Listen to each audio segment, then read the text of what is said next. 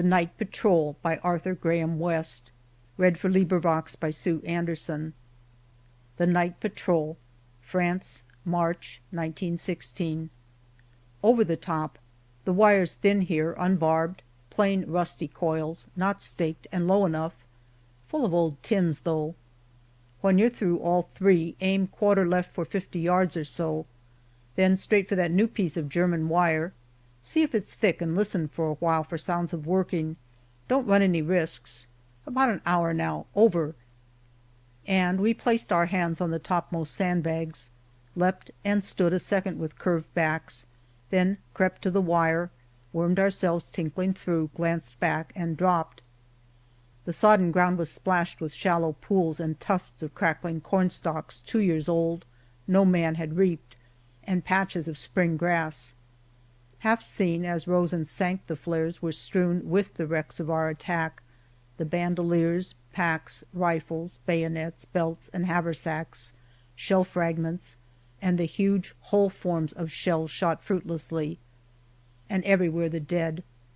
Only the dead were always present as a vile, sickly smell of rottenness. The rustling stubble and the early grass, the slimy pools, the dead man stank through all, pungent and sharp. As bodies loomed before and as we passed, they stank, then dulled away to that vague fetor all-encompassing, infecting earth and air.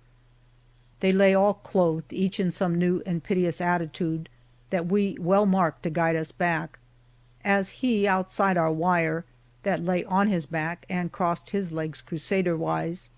I smiled at that, and thought on Eliah and his temple church.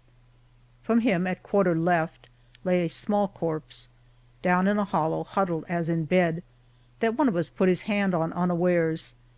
Next was a bunch of half a dozen men, all blown to bits, an archipelago of corrupt fragments, vexing to us three who had no light to see by save the flares.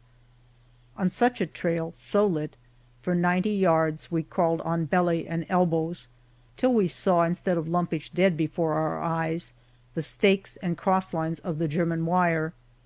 We lay in shelter of the last dead man, ourselves as dead, and heard their shovels ring, turning the earth, then talk and cough at times. A sentry fired and a machine gun spat. They shot a flare above us when it fell and spluttered out in the pools of no man's land.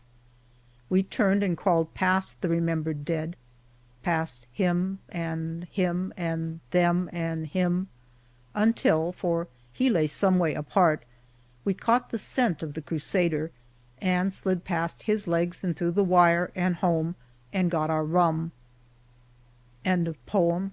This recording is in the public domain.